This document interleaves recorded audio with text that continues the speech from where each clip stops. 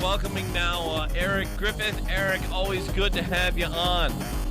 Always a pleasure to be here. Yeah, how's it going over in Ithaca these days? Well, I'd like to say that our county seems to be relatively under control. We have, over 100 cases that I know about, but more than 80 of them have already been cleared that those people are no longer infected. So, with that, we're not only adding a couple of new cases a day.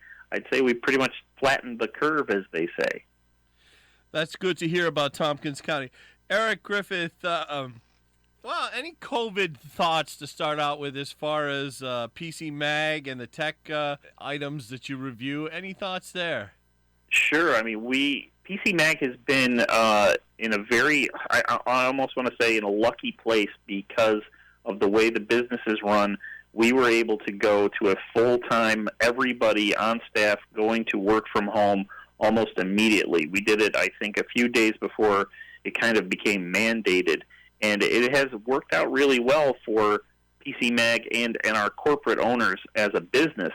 And in fact, PC Mag's traffic is up because so many people have become work-from-home people that they have had to turn to places for advice and information, and we were luckily in place to provide that. We are pretty much now all experts at PC Mag on working from home, just like everybody on the planet is turning in to experts from working from home if they are lucky enough to have the kind of job that lends itself to that. So, if there's a silver lining there, it's at least that we were in place to help people out with this transition to having to do that. Eric, how much of that do you think will be permanent for employees working at home? Well, my bigger fear is, for all the people who are at home without work, and that I'm afraid might be more permanent and put us, into a real recession, that we can't spring out of. And, the people like me, we're going to be okay. Eventually we'll be able to go back into the office and be able to do that. I think maybe one of the bigger trends that we might see out of this is the fact that if companies are having a successful time working from home and having everybody become a telecommuter and it doesn't have a big impact on how things are done, I think you might see a lot of places kind of give up their leases or even ownership of office space and start to go a little more virtual, because it will probably save them money in the long run. Pay your employee a little bit more to have a nice internet connection. That might be all you need to do to get the most amount of work out of them. But, it all depends. Some bosses are not great at that. They don't like to have people that they can't see doing their work. Some offices and some businesses can't really make that work, and some people just obviously can't work from home very well. I've got almost 20 years of working from home, and I will admit the first 5-6 years of it was a little tough because it's easy to get distracted. I bet. How to take the 2020 U.S. Census online. That's an article you wrote March 16th. Tell us about that. Yeah, the census, I don't know if you guys are aware of it, but the census is here. It is active. Back on April 1st, 2nd, I believe it was technically Census Day, when the U.S. Census people were supposed to be trying to reach out and hit the people's homes and come to your door and remind you to take the census or even perform the census with you like they used to in the old days, where this all had to be done going door to door.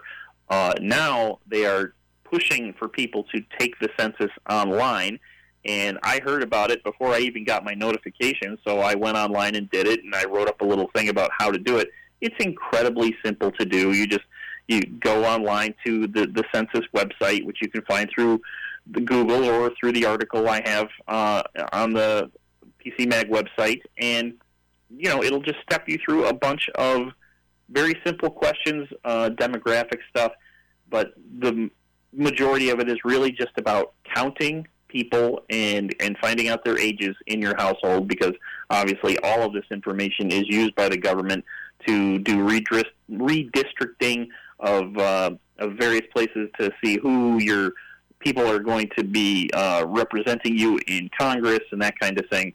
So it's important stuff, and we have to do it every 10 years, and it's the law, folks. If you're a living person, you should get counted. It'll help everybody in the long run. Your son Paxton, he's probably the one in your household who fills out these forms. I really wish that was the case, and there will come a time when he will be making his money and becoming worthwhile as a worker in this household by filling out silly forms like this. How old is he now? He is just over 2 months, or sorry, 2 years, and he's 2 years and 2 months, and he's sleeping in the other room right now. So I'm a little quieter than usual because this is the world we live in now, where your toddlers are home with you all the time, whether you want them or not, whether you can afford daycare or not, because daycares are shut down, schools are shut down. It's the new normal. Eric, on the 26th of March, you wrote an article for PCMag.com, Business Choice Awards 2020, Smartphones, Carriers, and Mobile Operating Systems. Yeah, that's part of our ongoing series where I do every month, actually really every 3 weeks, I run a survey for PC Mag, and it's always a different topic. This past March, we ended the survey for smartphones, carriers, and mobile operating systems, and we do two different stories. I edit one, another guy writes on the reader's choice, which is the consumer side, and then I write up the same stuff for the business side of things. And it's always fascinating to see what the phones are that people prefer, what the operating systems are that people prefer. When you're on the business side, I can tell you, just from writing this up, it is Google's world, and we are all working in it. People prefer their phones directly from Google, so it's the Google Pixel line of phones, which are fantastic little smartphones that have Android running on them. So, of course, Google's Android won for the best mobile operating system. And if you get a Google phone with Android on it, it is the best version of Android you can get because it's not gummed up with third-party software or other weird things on there that you don't want, like Samsung always has their weird Bixby thing, which is like a knockoff of Siri. Other companies try to glom their stuff into Android. But, if you get it from Google, you've got the purest Android you can get. And then if you look at the mobile carriers, the number one for work is Google Fi. And Google Fi is what's called a mobile virtual network operator, or an MVNO. And all that means is it's a mobile carrier that doesn't have its own network. It piggybacks onto other people's networks. So in this case, and as an MVNO, they use, I believe, T-Mobile's network. In fact, they might use more than one. And what's really cool about Google Fi is because they use more than one, if you have it on your Android phone from Google, you are basically getting the best of all worlds, and it easily transfers the call from one carrier to the next, even to Wi-Fi as you're moving around. So, you have the best possible connectivity. Eric Griffith from PC Mag, Hornell native, and Ithaca College graduate on the line with us right now. Eric Griffith, you have an article here called COVID-19 Leads to Upsurge in Kids Streaming Screen Time. Yeah, imagine that. I'm definitely the number one parent probably leading this particular amount of data because my kid is home with me all the time. I'm trying to get stuff done, and don't tell his mom, but yeah, he's probably watching a lot more Netflix than I had ever hoped he would at this point in his life. But that's just the reality of it. When you have things to do and your kids are home all the time and they're not at school and they're not at daycare, there's no surprise there that that's what's going to happen. And, we work a lot with this company named Real Good, which is a fantastic website to go to if you are looking to find out, like, if a particular movie or TV show is streaming. Real Good can tell you if it is and where you can find it. They use all of the searches that are performed on their site to get data like this to tell us exactly where the data is headed. And they found that for like weekdays only, just in March, we're not even talking about April, the amount of streams that kids were watching, at least based on searching, was up 70% That's a huge jump, but it's not abnormal when you consider that from the middle of March on, these kids who used to be in school were at home, and they probably had a lot more free time on their hands, whether they were supposed to or not. Eric Griffith from PC Mag, somewhat related here. An article from March 23rd. Netflix is the top pick with majority of streaming customers. Yeah, we definitely, you can see that the certain streaming companies have a bigger following than others. I mean, it's not much of a stretch to think that probably Netflix was on top. But it was very interesting to see it quantified by the people at this website called High Speed Internet, where they, surveyed folks and asked them outright, like, where do you go to? What's your number one pick? And it's very clear that Netflix, 47% of people said if they could only pick one streaming service, they would pick Netflix. All the others are well behind it. Amazon Prime Video, Disney Plus, Hulu are the three other big ones besides Netflix, and the best one was 14% for Amazon Prime. That's not saying much compared to half the people out there being so much in love with Netflix, and that comes with the territory of Netflix making itself not only synonymous to streaming, but also just having so much content. It's like just a mind-boggling amount of stuff out there. Just crazy things you can watch. If you haven't seen Tiger King, by the way, that show, that's nuts. That's crazy. There are people out there, there's so many live tigers living in the United States of America. It's insane. All right, we're going to take a quick break. We'll be back in just a moment with Eric Griffith from PC Mag. Stay with us. Steve, April is Diamond Month. Please give me a little refresher about diamonds. What's this all about, Sue? I thought you were okay not having any diamonds of your own. Oh, I am, and because of that, our daughters had more choices. When Jeannie got married, her engagement ring was a spectacular sapphire. And Maggie's ring is diamonds. Our daughters both love their engagement rings. Now tell me about this ring. I love showing jewelry on the radio. This is a 14-karat yellow gold ring. The design is a Celtic knot, symbolizing endless love and the interwovenness of the couple's lives going into the future. Now tell about the diamond. It's a for-real diamond.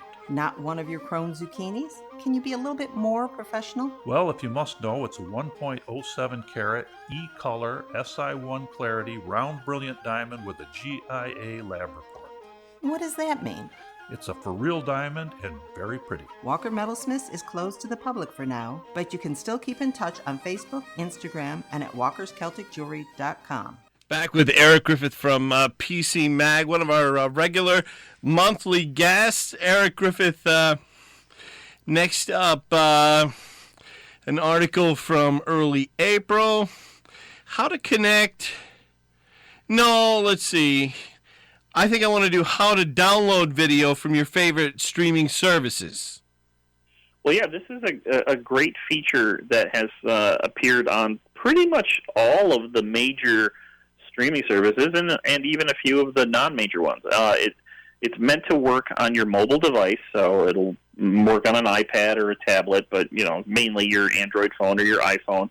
And what you want to do is go into the app for all of those services, whether it's Netflix or Disney Plus or Amazon Prime or even Apple TV Plus or obscure ones like DC Universe.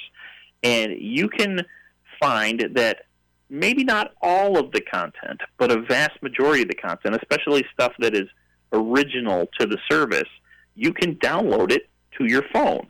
And that is really, really handy if you, say, have a commute, on a train or a plane or whatever. Not that these are things that are probably that big a deal right now that we're all under shelter-at-home orders. Right. But in the future, when you're traveling and you're going to go somewhere with your kid, for example, I always load up the iPad before we take Paxton anywhere and make sure that it's filled with every episode of his favorite Netflix shows, and then we just set up the iPad right in front of him, and he can just watch that instead of, yelling at us about trucks out the window like he, would probably be doing.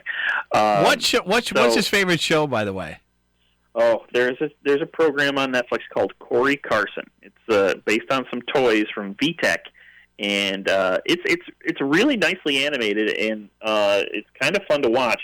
But he is obsessed with it, and I've seen it 9,000 times, enough so that I can recite the dialogue along with the cartoon. So it's one of those things that I know I did to my parents as a kid watching the live-action Batman TV show, Right. and now I feel bad for them in a way that I never have in my entire adult life. So, Mom, Dad, my apologies.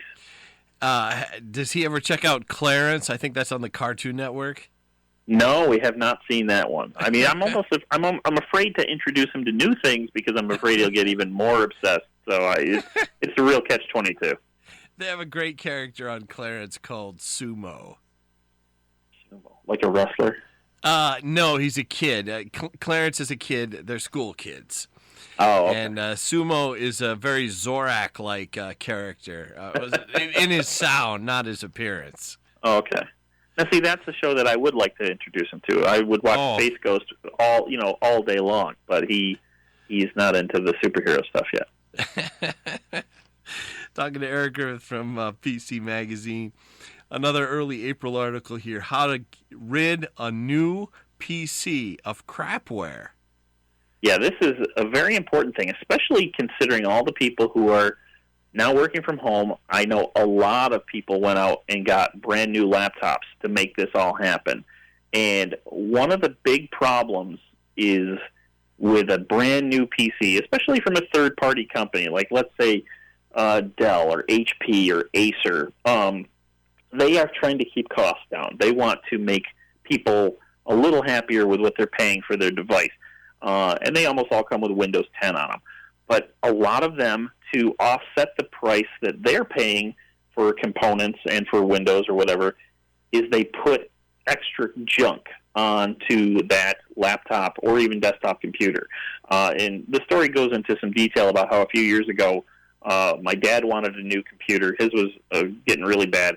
He got a cheap $400 Acer computer at Walmart, which should have been great, should have been perfect for him. And it was just so laden down with all sorts of crappy extra stuff that was unnecessary that we went through a lot of rigmarole to get it to a real working state.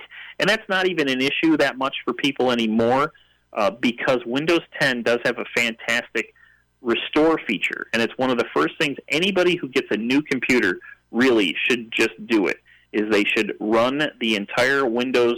Essentially, it's a reset to make sure that it's restored back to just the prime Windows version, hopefully with none of the extra crapware on it, and it'll perform so much better than it probably did right out of the box.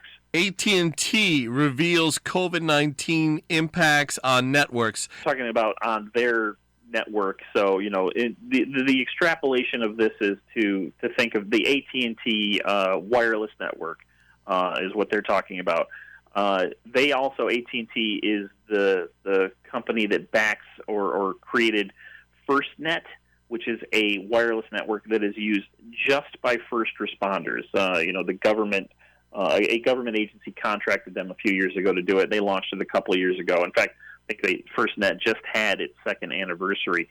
And what has happened since the COVID-19 problem has sprung up in the United States is that the network traffic for AT&T's wireless network, again, and you can probably expect that this is the same for everybody, for T-Mobile, for Verizon, et cetera, is that the traffic is way up, in some cases a lot more than others. So like the core network traffic for like pretty much everything is up, say, 26%. Wireless voice minutes are up like 36%. But where it really starts to hit is the sheer number of people who are working from home now. The consumer home voice calling has shot up 51%. I mean, and again, these are numbers from a couple weeks ago. It's probably either leveled out or gone a little higher as more and more people are embracing working from home.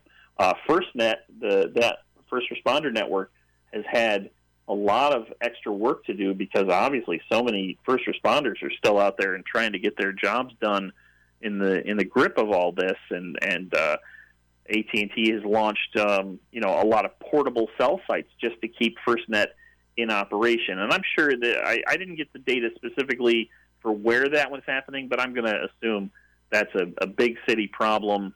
You're probably especially seeing it in New York City, where obviously that's the epicenter for badness for when it comes to COVID-19 problems. Sure. So, talking with Eric Griffith here from PCMag.com. Tax tips for last-minute e-filers. Well, this story used to make a lot more sense. Right. When, tax day was supposed to be, and so I had to rewrite the story before we published it because we wanted to make sure that people knew if they could see this, that their tax deadline is not April 15th. Most of us would have had to have filed 2 days ago.